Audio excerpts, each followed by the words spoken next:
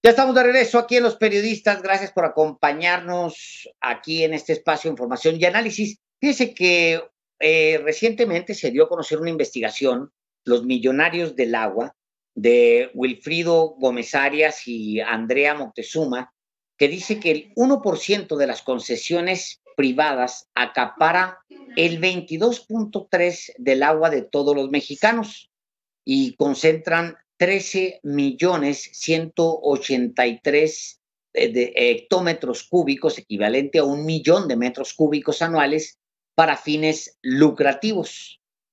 Es una investigación que, híjole, es muy importante, usted que nos escucha y que nos ve, que ponga atención porque revela hasta qué punto los magnates, los hombres más ricos de México, están acaparando pues al agua, el elemento sin el cual sencillamente no habría vida. Y en estos millonarios del agua están empresas como Kimberly Clark de México, del magnate Claudio X González, expresidente del Consejo Mexicano de Negocios y padre del principal impulsor del PRIAN, de la alianza PRI y PAN. También Banco Azteca, de este magnate Ricardo Salinas Pliego, dueño de Televisión Azteca, de los canales 7, 13, Canal 40, Tiendas Electra. También FEMSA, que es la principal fabricante de Coca-Cola en México, este gigante regiomontano, ex cervecero, o Bachoco, esta avícola que produce vinculada a la familia Burs Castelo de Sonora, o Herdes, esta empresa de hace muchos años que se dedica a empacar alimentos, Lala, de otro expresidente o vicepresidente del Consejo Mexicano de Negocios, Tricio, o estos millonarios del agua también están asociados a mineras como Gold Corp y Buenavista del Grupo México del magnate Germán Larrea. Y bueno, hemos invitado a Wilfrido Gómez Arias, maestro en ciencia física por la UNAM, actualmente colabora en el Centro de Ciencia de la Complejidad C3 de la UNAM y es coordinador del proyecto social Data Ibero de la Universidad Iberoamericana, y le agradecemos que esté aquí con nosotros para conversar justamente sobre este estudio. Y ya lo tenemos aquí a Wilfrido. Gracias por acompañarnos, Wilfrido. Sí, buenas noches, muchas gracias por la invitación. Pues al contrario. Básicamente lo que ustedes revelan es lo que todo mundo sospechábamos, que los dueños de México son además los dueños del agua. Sí, o sea, bueno, ya con datos duros a partir del registro, ¿no?, de derechos de agua en México, que se llama RECDA. A partir de esos datos duros ya se concretiza algo que se venía diciendo, porque hay casos, ¿no?, casos puntuales, que investigaciones periodísticas, investigaciones científicas también, que han dado señal de este acaparamiento, señal de esta utilización del agua por empresas privadas y por personas físicas que tienen grandes concesiones de agua, pero no había tanto una sistematización de, pues ya tratar de unificar como todas estas ideas que estaban en casos locales, tratar de tener una cosa más concreta, más sistematizada para saber cuántos de estos grandes usuarios privados acaparan el agua en México. ¿Qué implicaciones tiene para la sociedad mexicana, para los mexicanos, Wilfrido Gómez Arias, este acaparamiento del agua? Pues todos sabemos que quien acapara, por ejemplo, un producto básico por ejemplo, en una pandemia, hay escasez y hay un acaparamiento, por ejemplo, del maíz. Naturalmente que se generan hasta conflictos de carácter social. Pero en el caso del agua, ¿qué implicaciones tiene para México, para el país y quizá para ciertas regiones que haya multimillonarios que al mismo tiempo tengan las concesiones principales de agua en México? Sí, bueno, hay varios riesgos, ¿no? Uno de los riesgos es primero la seguridad nacional en torno a la seguridad alimentaria en México, o sea, se pone en riesgo también la salud de los mexicanos, por ejemplo, el que más o menos el 30% de los hogares mexicanos no les llega agua periódicamente, ¿no? Y a algunos hogares no les llega agua absolutamente, pues eso repercute en la salud, ¿no? El que no tengan agua para el aseo, para sus necesidades, pues repercute en ello. Otra de las cosas es que este acaparamiento también da lugar a sobreexplotación en mantos acuíferos en México, ¿no? Están sobreexplotados y además este sobreexplotamiento lo que hace es que los entes municipales que distribuyen el agua tengan que pues, hacer pozos profundos sacar agua ya con muchos contaminantes, con arsénico, con estas cosas que tienen que ver con minerales pesados y que está provocando cáncer en la población, ¿no? Otra de las cosas que sucede con este acaparamiento es que muchos de estos desechos de esta agua o de lo que se utiliza muchas veces regresa a la naturaleza, a los cauces, a los drenajes o a los ríos, ¿no? Contaminada. Entonces lo que también provoca pues severos daños a la salud, ¿no? El que no se tenga como el agua limpia, el que no se pueda tomar, el que esté contaminado con muchas de estas sustancias que producen las empresas que tienen este gran acaparamiento del agua, pues realmente lo que vemos es primero el daño a la salud, la devastación también ambiental, ¿no? Que provoca esto, el que ya no, pues los animales ya no se puedan alimentar, las plantas o todo este tipo de situación que sirve para el consumo de alimentos de los habitantes, de los mexicanos, pues ya no se tenga con buena calidad. Entonces está perjudicando muy fuertemente eso. Bueno, en el mundo el agua es considerado un tema de seguridad nacional. Efectivamente, pues, así lo consideran, sobre todo conforme pasan los años y se acaba el agua dulce, pues para los países implica un tema de seguridad nacional. Pero hay empresas, por ejemplo, que arrojan muy pocos beneficios, que explotan concesiones del Estado, por ejemplo, las mineras. La industria minera consume mucha agua, pero le reporta muy poco a la hacienda pública y por supuesto le reporta mucho menos al mexicano de a pie. De hecho, las mineras, pues no hay minera que no tenga oposición en donde se está desarrollando de los pueblos que colindan el proyecto minero. Y hay otros, como por ejemplo, yo quisiera saber qué hace Banco Azteca con acaparamiento de agua, por ejemplo, ¿para qué usa Banco Azteca de Ricardo Salinas Pliego todo el agua que está acaparando? ¿Simplemente la acapara para venderla, para tenerla como reserva estratégica? ¿Qué es lo que hace, por ejemplo, Banco Azteca? Sí, bueno, no solo Banco Azteca, hay muchas empresas que tienen, o sea, el problema del sistema de concesiones que tiene la Conagua es que no hay como un rastreo bien fiel hacia dónde se destina 100% el agua. Por ejemplo, la Conagua da concesiones a diferentes usos que no sabes cuál es ese uso, ¿no? Así está categorizado, diferentes usos. Por ejemplo, hay empresas mineras que tienen un porcentaje para usar el agua industrial, para uso industrial, y otro gran porcentaje que lo denomina diferentes usos, pero ese diferentes usos, ¿qué realmente es, no? Entonces, Banco Azteca, por ejemplo, tiene concesionada el agua para diferentes usos que realmente no sabemos a dónde se va y en parte también a servicios. Entonces, no sabemos, o sea, realmente a dónde es el destino bien fiel del destino final, pues, o sea, es una de las cosas que todavía la Conagua falta transparentar, o sea, como que no se tiene muy clara esta transparencia realmente de esa utilidad de esa agua, aunque ya en las concesiones sí bien dice, bueno, uso industrial, uso agrícola, ¿no?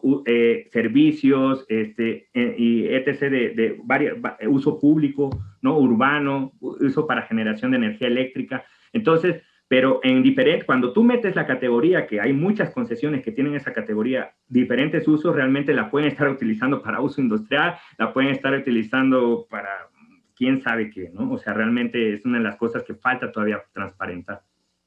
Estamos platicando con Wilfrido Gómez Arias, él es maestro en Ciencias Físicas por la UNAM y es coordinador del proyecto social Data Ibero de la Universidad Iberoamericana, además de colaborador en el Centro de Ciencia de la Complejidad CT de la UNAM. Y De acuerdo con este estudio que realizó junto con Andrea Moctezuma, pues a partir de la Ley de Aguas Nacionales de 1992, en pleno gobierno de Carlos Salinas, se permitió la concentración y el acaparamiento del agua por 3.300 grandes usuarios privados a los que la Conagua le ha entregado concesiones para extraer 1 millón de metros cúbicos o más de agua al año. Ahora, ¿cómo entiendo, Wilfrido, que en el Congreso esto se ha tomado conocimiento y se ha buscado contrarrestar? ¿Se ha logrado? Bueno, es una de las cosas bien interesantes del movimiento ciudadano que ha logrado frenar, ¿no? Muchas iniciativas de ley. Se supone que en el 2012, ¿no? En el 2012 se reformó el artículo 4, el derecho humano al agua, donde decía que se tenía que cambiar, modificar la ley de aguas nacionales de 1992, que como mencionas, lo que hizo fue que unos pocos usuarios concentraran grandes volúmenes de agua. Y bueno, se tenía que cambiar. Hubo muchas iniciativas donde, por ejemplo, la ley Korenfeld, ¿no? La ley Pichardo, entre esas leyes que han logrado que el actual sistema de concesiones siga, ¿no? Y que no se cambie nada y que no tome en cuenta los derechos humanos, el derecho de los pueblos indígenas. Entonces, de cierta manera, todas estas iniciativas se han logrado parar gracias al movimiento ciudadano, y entonces hoy en día tenemos un gran movimiento ciudadano que está tratando de impulsar una ley que sea democrática, ¿no? Que realmente vele por la naturaleza, que vele por los derechos humanos, que se veten estos proyectos contaminantes y destructivos, ¿no? Que hay muchos de estos, las mineras principalmente, son altamente contaminantes y destructivos. Entonces, creo que por ahí sí ha habido este impulso ciudadano, y creo que debemos tener muy en cuenta esa energía ciudadana que ha logrado frenar esta iniciativa. Bueno, llamo iniciativas privadas porque permiten la privatización del agua, han querido privatizar el agua, han querido dar concesiones de por vida, ¿no? Entonces han logrado estos movimientos frenar, y ahorita hoy en día se está impulsando una ley que sea democrática y una ley que sea para los ciudadanos y que respete el derecho humano al agua. Claro. Hay que decir que se tomó en cuenta la investigación precisa que la implementación de la Ley de Aguas Nacionales de 1992 es la que permitió esta concentración y este acaparamiento de agua. Vamos a ir a un corte, si me lo permite Wilfrido Gómez Arias, y regresamos aquí en Los Periodistas para continuar esta conversación. Sí, gracias. Volvemos. Estamos de regreso aquí en Los Periodistas y estamos en esta conversación con Wilfredo Gómez. Wilfredo es uno de los dos que hicieron esta investigación, una investigación en donde ya se le pone rostro a lo que habíamos dicho muchos, que se estaba acaparando el agua en México y que había intereses de los poderosos en el acaparamiento del agua. Ahora ya sabemos que se trata de empresas muy puntuales por este estudio. Kimberly Clark, de Claudio X González, Banco Azteca, de Salinas Pliego, FEMSA, Bachoco, Herdes, Lala, Mineras, como Buenavista, de Grupo México, de Germán Larrea, Lala, que es una empresotota y que además es una de las industrias que más agua chupan. Lala es de Eduardo Tricio, un personaje que le gusta la política, se ha involucrado en temas políticos, también, por supuesto, que le gustan los negocios, pero ha participado en algunos eventos políticos en México. Pero contaba Wilfrido, que es la primera vez que podemos ponerle nombre y apellido a los acaparadores del agua en México, Wilfredo. Te estoy cambiando el nombre, perdóname. Sí, no pasa nada. Sí, realmente, bueno, este estudio, esta investigación, que es una investigación basada en ciencia de datos, ¿no? Que se extrajo todas las concesiones del sistema de concesiones en el RECDA, pues se analizó puntualmente, se logró hacer una metodología muy puntual para tratar de entender quiénes eran estos acaparadores, y buscar realmente, bueno, cuánta agua tenían y quiénes eran y cómo la usaban, ¿no? Entonces, esta investigación que, bueno, pueden leer ahí en la revista Argumentos número 93, que se llama Los Millonarios del Agua, una aproximación al acaparamiento del agua en México. Ahí está damos cuenta de cómo hacemos nuestra metodología, cómo descubrimos todo esto, cómo lo separamos en usuarios privados, cómo lo separamos en usuarios públicos y en usuarios sociales, ¿no? Entonces, y a partir de ello, bueno, nos enfrancamos a ver los usuarios privados que realmente, pues sí controlan una quinta parte del agua en México, ¿no? Y que son muy poquitos, el 1.1%, ¿no? Entonces, donde vemos alrededor de 1,000 empresas privadas, donde vemos como 800 personas físicas, ¿no? Ahí aparecen diputados, secretarios de gobernación, bueno, aparece también el caso de Alfonso Romo, ¿no? Está la empresa general, todo, o sea, realmente damos cuenta y la familia, por ejemplo, comentabas anteriormente. A ver, perdón, Alfonso Romo. A ver, y bueno, otros. De la empresa que era, cuando salió la investigación de los caciques del agua, ¿no? Se le asoció su empresa Eneral, ¿no? Que explotaba agua en Yucatán y que destruyó un cenote que realmente se deslindó, que ya no pertenecía a esa empresa, pero él la fundó, ¿no? Una empresa de agroindustrial, ¿no? Claro. Y luego hablabas de exsecretarios, ¿como quiénes? ¿Saber nombres? Bueno, está la secretaria de Gobernación, ¿no? Olga Sánchez Cordero. Que tiene más o menos alrededor de más de como 1,5 millones de metros cúbicos de agua para uso agrícola. Ahí está, dentro de esos usuarios.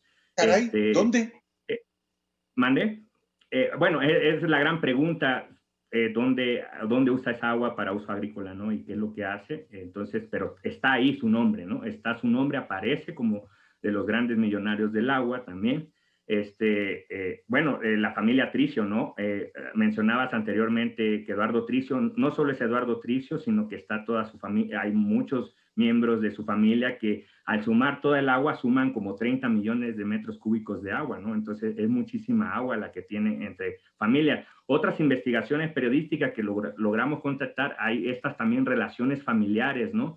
O Grupo FEMSA en sí, tal vez no aparece como Coca-Cola en las concesiones, pero aparecen muchas empresas que están asociadas, por ejemplo, Inmuebles del Golfo, ¿no? Industrias del Nayar, que son productoras de Coca-Cola, ¿no? Entonces, cuando tú sumas toda el agua del grupo FEMSA, pues sí es mucha agua, o sea, realmente es mucha agua la que concentra. A ver, ¿qué tienen sobre Chihuahua, por ejemplo? Porque ha sido motivo de mucha controversia. Sí, bueno, en Chihuahua están estas grandes agroindustrias como Grupo La Norteñita, ¿no? Que tiene grandes como 39 hectómetros cúbicos de agua, que realmente ahí hay una disputa porque pues se tiene, o sea, está esta disputa en Chihuahua sobre este acaparamiento, que no tienen agua los agricultores, pero hay agroindustrias que tienen mucha agua. Entonces, Grupo La Norteñita es uno de los grandes acaparadores, ¿no? Que tiene esa lo logramos contrastar por una investigación periodística que fue puntual, ¿no? Que se llama Los Explotadores del Agua en Chihuahua, y logró dar cuenta de qué es lo que hacía esta agroindustria, ¿no? Que es La Norteñita. Claro. Pues, perdón, señor Delgado.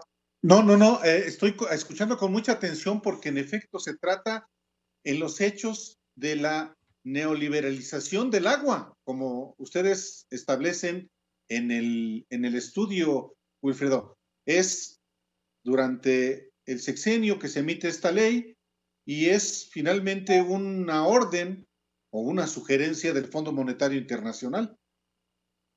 Sí, realmente, bueno, o sea, hace 30 años no obedece a este régimen neoliberal que empieza en México con Salinas, ¿no?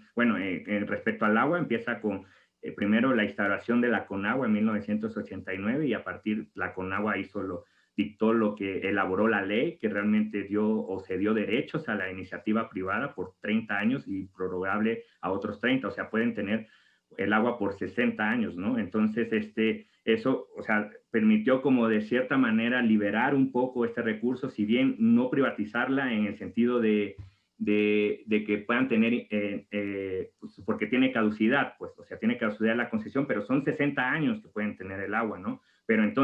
pero les permite explotar, usar esa agua por 60 años y además les permite contaminarla, les permite, bueno, en 60 años ya extrajeron, ya ganaron, se van y dejan a la población sin agua, dejan sin recursos, los dejan con aguas contaminadas y entonces, ¿cómo se repara eso? Y eso es lo que no tiene la actual ley, ¿no? O sea, no tiene esta procuración del cuidado del entorno, del cuidado del derecho, que todos los habitantes deberían tener derecho al agua, les debería de llegar, ¿no? El agua. Entonces, como que no hay cuidado, no hay ese cuidado en esta ley de poder proteger a los mexicanos en ese sentido. Honestamente, no creo que en muchos de los casos este gobierno vaya a limitarles o vaya a revertirles la concesión, que sería lo que podría hacer el Estado mexicano. Digo, no lo creo porque en el caso de Ricardo Salinas Pliego, pues no pudieron cerrarle una escuelita, mucho menos revertirle una concesión de agua. O sea, no, honestamente no lo creo, mucho menos a la secretaria de Gobernación, si es lo que efectivamente así está sucediendo. Entonces, pues lo único sería revertir las concesiones y revertirlas a favor de los pobladores. ¿Es eso, Wilfrido? Bueno, esto, ¿no? O sea, vetar estos proyectos dañinos, ¿no? O sea, primero vetar, dejar de dar concesiones porque no se garantiza la recarga de los mantos acuíferos, ¿no? Otra de las cosas es democratizar el agua. Por ejemplo, es bien interesante, ¿no? Imagínate tú en tu colonia, llega una empresa y de repente, no sé, se instala y nadie te avisó y de repente en 5 años ya no puedes extraer agua. Entonces, como que debe democratizarse, debe de ser gestionada por los mexicanos. Vamos a tener que cortar, pero lo invitamos. Para la octava.